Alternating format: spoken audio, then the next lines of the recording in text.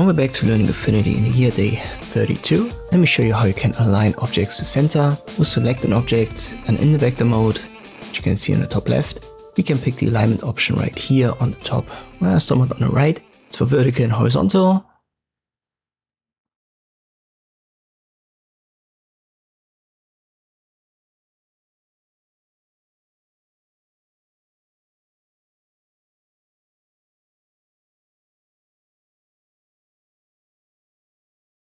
But now watch what happens when we select two objects at the same time. It doesn't align to the center of the canvas. It aligns only to the center of the selection bounds, and is defined by the two elements in this case. So all the elements that you select, they will define this bounding box.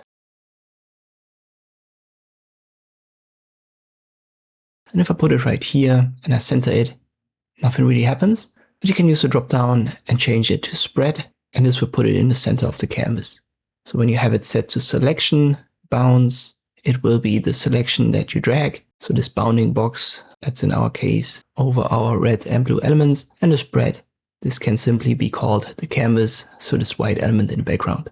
That means if you want to put your objects in center of the canvas, use the spread if it isn't selected automatically, and then you can align everything to center. I hope this video was helpful. Thank you for watching, and I'll see you next time.